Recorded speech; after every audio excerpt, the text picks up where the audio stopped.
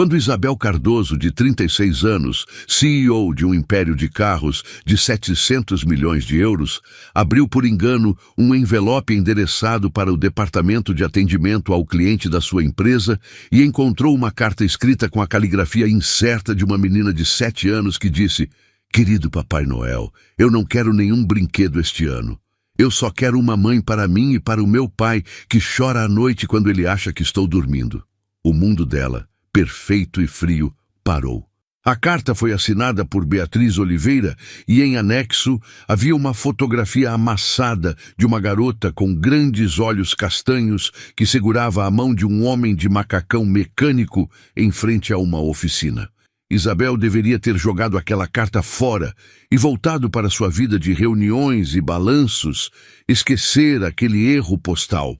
Mas tinha algo naqueles olhos inocentes, algo naquelas palavras escritas com pura esperança que a atingiu em cheio num lugar que ela pensava que já estava morto há muito tempo. E quando ela descobriu que aquela oficina onde o pai de Beatriz trabalhava era precisamente aquela que consertava os carros da sua empresa, quando percebeu que o destino estava oferecendo uma possibilidade que ela não havia solicitado, mas que Isabel Cardoso precisava desesperadamente, tomou a decisão mais louca da sua vida, calculada e racional. Aquela carta não tinha chegado às suas mãos por acaso, e o que aconteceria a seguir mudaria 3 vidas para sempre. Se você está preparado para esta história, escreva nos comentários de onde você está assistindo este vídeo. Coimbra brilhava sob as luzes de dezembro como um presépio gigantesco. As ruas do centro da cidade eram adornadas com luzes que refletiam nas vitrines das lojas de luxo.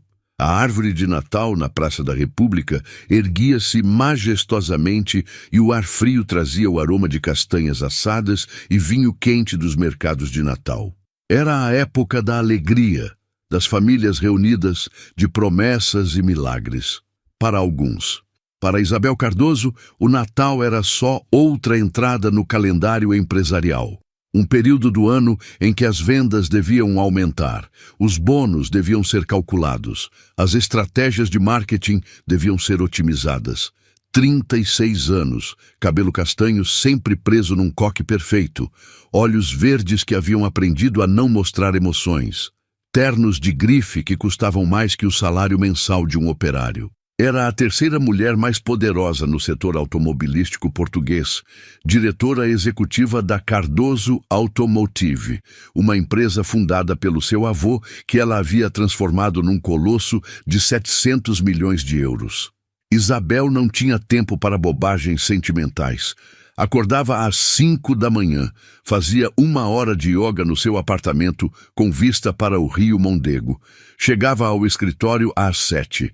Seus dias eram uma sequência infinita de reuniões, videoconferências, contratos, estratégias. Voltava para casa depois das 10 da noite, jantava uma salada em frente ao computador, dormia 5 horas e começava tudo de novo. Não tinha família. Seus pais haviam morrido num acidente de carro quando ela tinha 22 anos, deixando-a herdeira de uma empresa em crise que ela salvou trabalhando 18 horas por dia durante 14 anos. Não tinha amigos verdadeiros, só colegas e conhecidos úteis. Não tinha relacionamentos sentimentais há anos, só algum encontro ocasional com homens do seu mesmo círculo que terminavam sempre igual, ela ficando entediada, eles se sentindo intimidados pelo seu sucesso. Sua vida era perfeita no papel, rica, poderosa, respeitada, temida, mas vazia de formas que ela se recusava a admitir, nem mesmo para si mesma. Aquela tarde de meados de novembro, Isabel estava assinando documentos no seu escritório do 20º andar da sede da Cardoso Automotive, quando sua assistente entrou com um carrinho de correspondência. Havia contratos para revisar, relatórios para ler, convites para eventos beneficentes que ela recusaria como sempre. E no meio de tudo isso, um envelope branco endereçado simplesmente para Cardoso Automotive, Coimbra. Normalmente a assistente teria filtrado a correspondência, mas aquele envelope havia acabado na pilha por erro. Isabel o abriu distraidamente enquanto escutava um podcast empresarial, esperando o enésimo pedido de patrocínio ou uma reclamação de um cliente. Em vez disso, encontrou uma carta escrita à mão, numa folha quadriculada, arrancada de um caderno escolar. Em caligrafia era a incerta de uma criança, com algumas letras maiores que outras, algum erro ortográfico aqui e ali, e as palavras que ela leu a acertaram como um soco no estômago. Querido Papai Noel, me chamo Beatriz e tenho 7 anos. Este ano não quero a Barbie, nem os jogos que minhas colegas de classe querem. Só quero uma coisa, uma mãe. Meu pai diz que minha mãe está no céu com os anjos, que nos olha de lá e nos ama, mas eu queria que ela estivesse aqui. Queria que ela penteasse meu cabelo de manhã como faz a mãe da Emma. Queria que ela fizesse biscoitos e me ajudasse com a lição de casa. Papai faz o que pode, mas tem que trabalhar muito na oficina. E quando volta para casa está sempre cansado e tem as mãos sujas de graxa, mesmo lavando 1000 vezes. Eu ajudo ele a cozinhar, mas sempre queima tudo e a gente ri junto. Mas depois de noite, eu escuto ele chorar no quarto dele. E ele finge que está tudo bem de manhã. Eu finjo que não escuto para não deixar ele triste. Papai Noel, se você puder mandar uma mãe para mim e para o papai, seria o presente mais bonito do mundo. Ela não precisa ser rica nem linda, só precisa nos amar. Eu prometo que sempre vou ser boazinha. Com carinho, Beatriz Oliveira. Anexa à carta havia uma fotografia impressa em papel comum, provavelmente de uma impressora caseira. Mostrava uma menina de grandes olhos castanhos expressivos, cabelo cacheado, preso em 2 trancinhas um pouco tortas, que sorria segurando a mão de um homem de uns 30 anos em macacão azul de mecânico. Estavam na frente de uma placa que dizia Oficina Oliveira, reparação de carros, Aveiro. O homem tinha os mesmos olhos que a menina, o mesmo sorriso, mas com uma sombra de cansaço que nenhum sorriso podia esconder completamente. Isabel leu a carta 3 vezes, depois uma 4ª. As mãos tremiam levemente, algo que nunca acontecia, nem mesmo durante as reuniões mais tensas com os investidores. Algo no peito se apertou, uma sensação que ela não sentia há tanto tempo que quase havia esquecido o que era. Chamou sua assistente e pediu que rastreasse o endereço do remetente. A assistente voltou 20 minutos depois com uma informação surpreendente. A Oficina Oliveira de Aveiro estava no banco de dados da empresa. Era uma das oficinas autorizadas que faziam reparos e manutenção para os carros Cardoso Automotive, vendidos na região norte de Portugal. Evidentemente, a menina havia encontrado um endereço da empresa em algum documento do seu pai e havia pensado que era do Polo Norte. Isabel deveria ter rido da ingenuidade infantil. Deveria ter passado a carta para o Departamento de Relações Públicas para que enviassem um presente gentil e esquecessem o assunto. Deveria ter voltado aos seus contratos e seus balanços. Em vez disso, se pegou olhando para aquela fotografia durante o resto da tarde. Havia algo nos olhos daquela menina, algo no seu pedido desesperado e puro que havia despertado em Isabel, um vazio que ela havia enterrado sob camadas de ambição e trabalho durante 14 anos. O vazio de não ter ninguém esperando por ela em casa, o vazio de não ter uma razão para sorrir que não estivesse ligada aos lucros empresariais, o vazio de uma vida vivida só para trabalhar, sem nunca viver de verdade. Aquela noite, pela primeira vez em anos, Isabel não voltou para casa para trabalhar. Subiu no seu Mercedes e dirigiu até Aveiro, uma cidade costeira, a cerca de 1 hora ao norte de Coimbra. Encontrou a Oficina Oliveira numa rua secundária, um prédio modesto com 2 rampas elevatórias e um pequeno escritório. As luzes ainda estavam acesas, embora fossem quase 8 da noite. Isabel estacionou do outro lado da rua e observou. Através das janelas da oficina via um homem trabalhando debaixo de um carro. Era ele, o homem da fotografia. Mesmo daquela distância, se via a dedicação com que trabalhava, os movimentos precisos de quem conhece seu ofício. Depois de alguns minutos, o homem saiu da oficina limpando as mãos com um pano. Tinha o rosto marcado pelo cansaço, mas gentil. Os olhos, que a fotografia não mentia, estavam cheios de uma tristeza profunda, mas combatida com determinação. Então, uma menina correu para fora por uma porta lateral, evidentemente um pequeno apartamento anexo à oficina. Era Beatriz. Tinha um caderno na mão e corria em direção ao seu pai, dizendo algo que Isabel não podia ouvir. O homem se abaixou ao nível dela, sorriu apesar do cansaço, bagunçou o cabelo dela.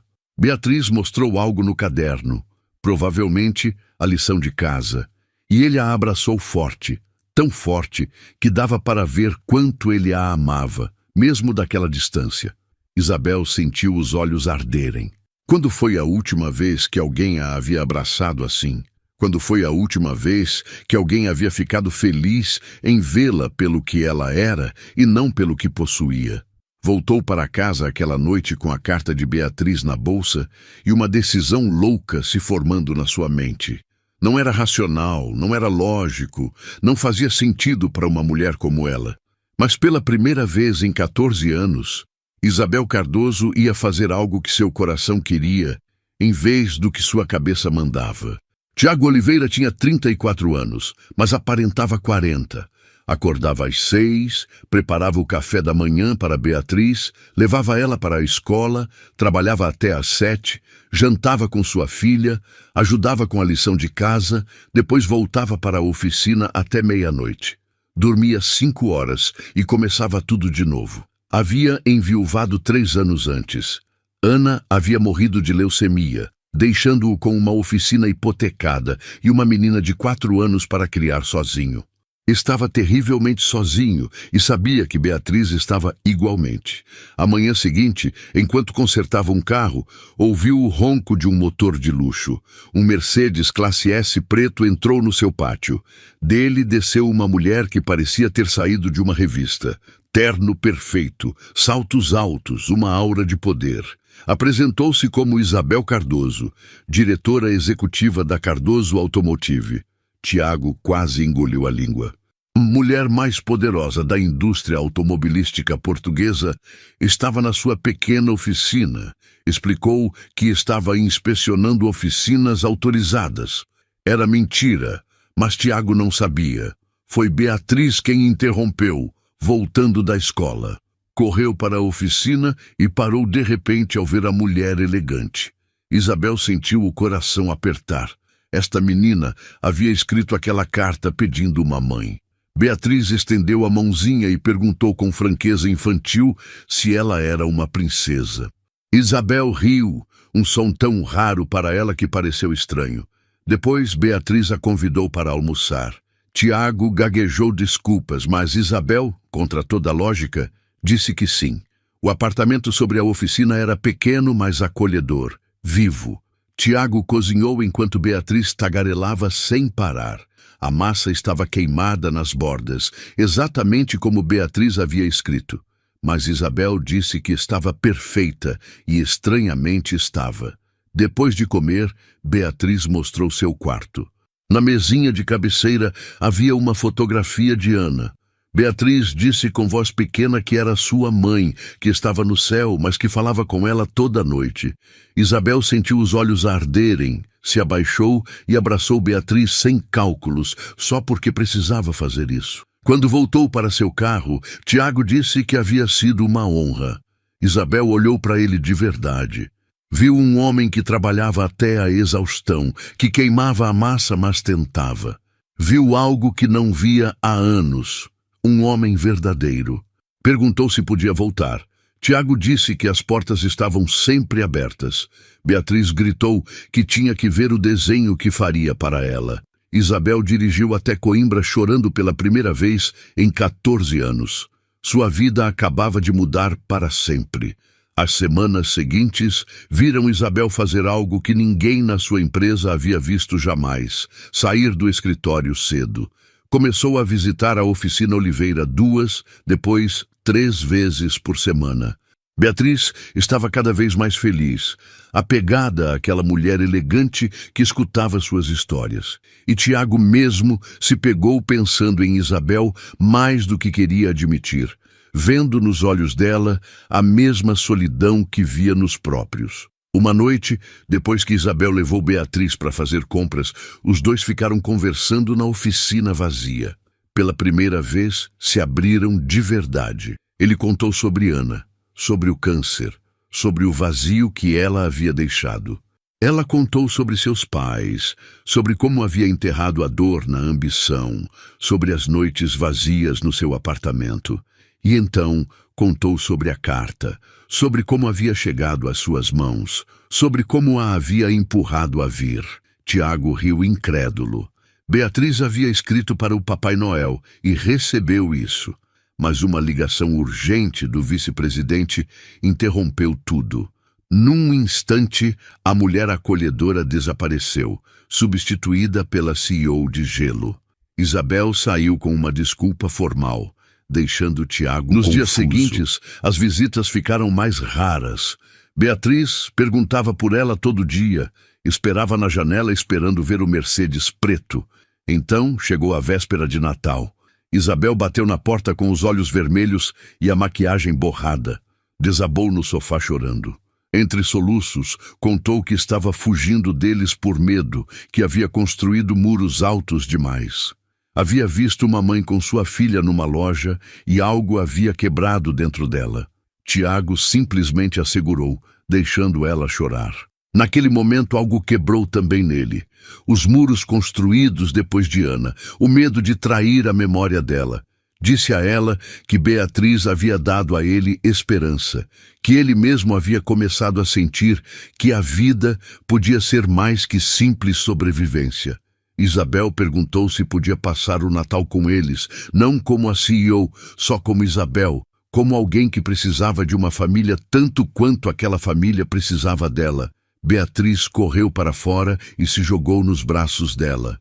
Aquela noite, jantaram juntos, e quando Beatriz perguntou se Isabel podia ficar para dormir como as mães fazem, Tiago acenou que sim.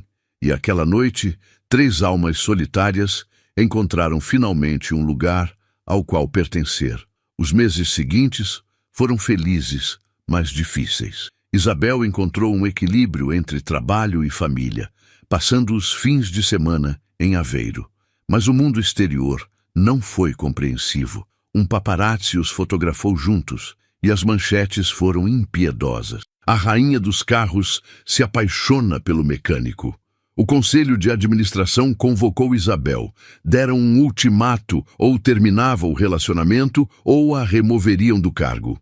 Alguns membros mais velhos viram a oportunidade de tirá-la. Isabel voltou para Aveiro destruída. Devia escolher entre a carreira e a família. Tiago disse a ela para voltar para sua vida que ele não podia pedir que sacrificasse tudo. Mas Isabel o interrompeu. Havia passado 14 anos construindo um império vazio. Com eles havia encontrado um propósito, um significado, o amor. Tomaram uma decisão juntos. Isabel enfrentaria o conselho sem esconder quem havia se tornado. A reunião foi épica. Isabel se apresentou com Tiago ao seu lado. Mostrou números que provavam o crescimento de 300% sob sua direção. Falou de integridade e mérito em vez de classismo. Disse que se o conselho a queria, fora porque amava um homem honesto, talvez não fosse a empresa certa para ela. A votação foi apertada, mas ela ganhou, com uma condição: devia provar que sua vida pessoal não interferiria com o trabalho. Isabel aceitou, trabalhou duro, mas desta vez não estava sozinha. A oficina de Tiago prosperou com novos contratos. Beatriz tinha finalmente a família completa que havia pedido ao Papai Noel. Mas justo quando tudo parecia resolvido, chegou a complicação final. Era maio, quando Helena, a mãe de Ana e a avó de Beatriz, chegou sem aviso prévio do porto com uma mala e uma expressão determinada. Havia ouvido falar nos jornais da nova mulher e havia decidido intervir. Segundo ela, Tiago estava traindo a memória da sua filha e Beatriz precisava de uma figura feminina verdadeira, não uma mulher de carreira que brincava de família. Suas palavras feriram Isabel profundamente. Todas as suas dúvidas voltaram à superfície. Estava realmente só brincando? Podia ser uma mãe verdadeira para Beatriz? A situação piorou quando Helena ameaçou pedir a custódia de Beatriz. Tiago estava desesperado e uma parte dele se perguntava se a sogra não tinha razão. Foi Beatriz mesma quem resolveu tudo. Uma noite, enquanto Helena e Isabel estavam presentes num silêncio glacial, a menina correu para seu quarto e voltou com a carta ao Papai Noel. Leu em voz alta. Quando chegou na parte onde pedia uma mãe que não precisa ser rica nem linda, só precisa nos amar, olhou para Isabel com olhos cheios de lágrimas e disse que o Papai Noel havia mandado exatamente o que havia pedido. Uma mãe que a amava, que a escutava, que ensinava que as mulheres podem ser fortes e doces ao mesmo tempo. Depois disse à avó que Isabel não estava substituindo sua mãe verdadeira. Estava simplesmente preenchendo um lugar vazio que doía e que está tudo bem ter duas mães, uma no céu e uma na terra, porque o amor nunca termina. Helena chorou. Compreendeu que sua neta estava bem, melhor do que havia estado desde que Ana morreu. Antes de voltar ao porto, pediu perdão a Isabel e deu sua bênção. Aquela aprovação significou mais que qualquer reconhecimento empresarial. Mas ainda havia um último obstáculo. O Conselho ofereceu a Isabel a expansão na Ásia, uma oportunidade que duplicaria a empresa, mas requeria mudar-se para Xangai durante 2 anos. Era a coroa da sua carreira, mas significava deixar Tiago e Beatriz. E ela não estava disposta a arriscar a única família verdadeira que havia tido jamais. Tomou a decisão mais difícil da sua vida, recusou a oferta, promoveu seu vice-presidente para gerenciar a Ásia enquanto ela permanecia em Portugal.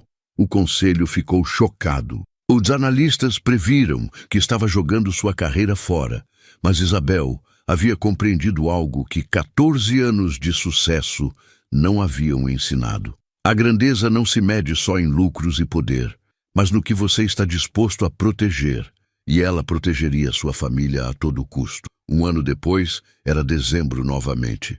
A neve caía leve sobre Aveiro, transformando a pequena cidade costeira num cenário de cartão postal natalino. A oficina Oliveira estava fechada para as festas, decorada com luzes que Beatriz e Isabel haviam pendurado juntas, rindo quando Tiago havia tentado ajudar e acabou enrolado nos fios. No apartamento sobre a oficina, agora reformado e ampliado graças a investimentos conjuntos, a família estava se preparando para o almoço de Natal. Uma família ampliada: Tiago, Isabel, Beatriz e convidados especiais. Helena vinda do Porto, alguns colegas de Tiago transformados em amigos, até alguns membros do Conselho de Administração da Cardoso que haviam aprendido a apreciar Isabel não só como CEO, mas como pessoa. Mas a verdadeira celebração estava no coração de Beatriz. Aquela manhã, debaixo da árvore, havia encontrado um presente especial. Não era caro nem chamativo. Era uma caixa simples com um laço vermelho. Dentro havia um álbum de fotografias feito à mão. A primeira página mostrava a carta original ao Papai Noel, a que havia mudado tudo. As páginas seguintes estavam cheias de fotografias do ano passado. Isabel ensinando ela a andar de bicicleta, Tiago e Isabel dançando desajeitadamente na cozinha. Os 3 rindo depois de queimar o enésimo jantar. Beatriz entre os 2 adultos que a amavam, radiante e completa. A última página continha uma carta escrita com a caligrafia elegante de Isabel. Estava endereçada a Beatriz, mas também a si mesma, a Tiago, ao mundo. Dizia: querida Beatriz, há 1 ano você escreveu uma carta pedindo uma mãe. O que você não sabia é que eu, sem saber, estava procurando exatamente a mesma coisa, uma família. Tinha sucesso, dinheiro, poder, mas estava completamente sozinha. Você e seu pai me ensinaram que o verdadeiro sucesso não se mede em balanços e lucros, mas em risadas compartilhadas, em jantares queimados comidos juntos, em abraços que fazem sentir em casa. Obrigada por ter me escolhido, obrigada por ter me ensinado a amar. Nunca serei sua mãe que está no céu, e não quero ser, mas prometo ser a mãe que está aqui na terra todo dia, para sempre, com todo o meu coração. Isabel. Beatriz leu a carta em voz alta. Depois se jogou nos braços de Isabel, chorando lágrimas de alegria. Tiago as alcançou, envolvendo as duas num abraço que tinha gosto de lar, de família, de amor conquistado através da vulnerabilidade e da coragem. Aquela noite, quando os convidados haviam ido embora e Beatriz dormia na sua cama, Isabel e Tiago se sentaram na frente da árvore de Natal. Ele tirou uma pequena caixa. Dentro havia um anel, não um diamante caro, mas algo que Tiago havia criado ele mesmo na sua oficina, usando peças de metais preciosos, trabalhados com suas mãos calejadas. Era imperfeito, um pouco tosco nas bordas, mas lindo na sua autenticidade. Tiago não fez um grande discurso. Disse simplesmente que queria que ela ficasse, não como convidada, não como namorada de meio período, mas como esposa, como mãe de Beatriz, como a peça que faltava no quebra-cabeça familiar. Isabel, a mulher que havia negociado contratos milionários sem piscar, tremia enquanto dizia sim, porque este sim significava mais que qualquer negócio empresarial. Significava abrir completamente o coração, derrubar os últimos muros, escolher o amor acima do medo. Se casaram na primavera numa cerimônia pequena e íntima, na mesma igreja onde Tiago e Ana haviam se casado anos antes. Não foi uma traição do passado, mas uma honra ao presente.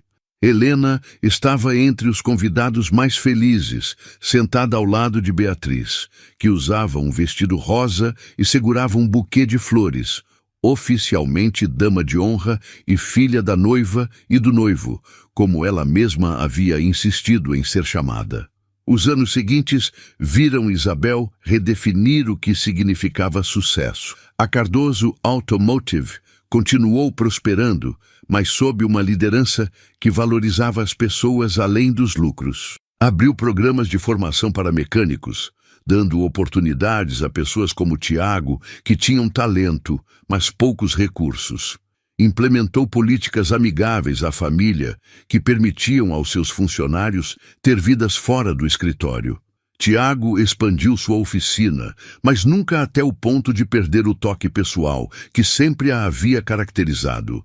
Se tornou uma referência não só para os reparos, mas como exemplo de como o trabalho duro e a integridade levavam a resultados verdadeiros. E Beatriz cresceu rodeada do amor de dois pais que mostravam a ela todo dia que a família não se define pelo sangue, mas pela escolha, que as mulheres podem ser tanto fortes quanto doces, que os homens podem ser tanto trabalhadores quanto presentes, e que o amor verdadeiro requer coragem, vulnerabilidade e a vontade de derrubar os muros que nos protegem, mas nos isolam. Anos depois, quando Beatriz tinha 16 anos, encontrou a velha carta ao Papai Noel numa gaveta. Perguntou a Isabel se podia escrever uma resposta como se fosse o Papai Noel, respondendo com 7 anos de atraso. Isabel sorriu e disse que sim. Beatriz escreveu: Querida Beatriz de 7 anos, recebi sua carta. Desculpe ter demorado tanto para responder, mas queria ter certeza de mandar a mãe certa. Não mandei a mãe mais rica, nem a mais famosa, nem a que sabia cozinhar melhor. Desculpa, Isabel, mas é verdade. Mandei a mãe que precisava de você tanto quanto você precisava dela. Uma mãe que amou você, não porque devia, mas porque escolheu fazer isso. E sabe qual é o melhor de todos os presentes que trouxe? É que o verdadeiro presente não foi você para ela, nem ela para você. Foi que vocês se salvaram mutuamente.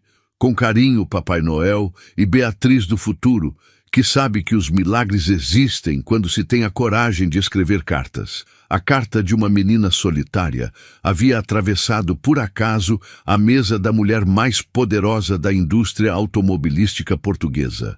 E nesse cruzamento impossível de destinos, 3 vidas foram transformadas. Porque às vezes o Papai Noel responde realmente às cartas, não sempre da forma que esperamos, não sempre nos tempos que gostaríamos, mas sempre da forma perfeita para quem tem a coragem de acreditar em milagres. E a maior lição que Isabel, Tiago e Beatriz aprenderam foi esta: o amor não se encontra, se constrói um dia de cada vez, um jantar queimado de cada vez, um abraço de cada vez, uma escolha corajosa de cada vez. E quando 3 pessoas que pensavam estar quebradas decidem construir algo juntas, criam não só uma família, mas uma obra-prima de esperança, resiliência e amor que nenhuma fortuna poderia jamais comprar. A carta que não deveria ter chegado tinha levado a família que ninguém sabia que estava procurando. Isso, num mundo cheio de planos e programas perfeitos, era o mais bonito dos acidentes, o tipo de acidente que muda vidas, que mostra que às vezes se perder leva a se encontrar, e que cartas escritas com corações puros têm o poder de perfurar qualquer distância, derrubar qualquer muro e unir almas que estavam destinadas a se conhecer. Se esta história levou você a acreditar que milagres existem para aqueles que têm a coragem de esperar, deixe um coraçãozinho aqui embaixo para me avisar. E se você realmente quer apoiar histórias como esta, que falam sobre pessoas reais, com corações reais, num mundo que muitas vezes esquece o que realmente conta, você pode deixar um pequeno e sincero agradecimento através da função de superagradecimento abaixo. Cada gesto conta, assim como aquela carta disse mais do que uma menina de 7 anos jamais poderia ter imaginado, porque você escolheu ficar até o fim, e é isso que torna tudo tão especial quanto os protagonistas dessa história.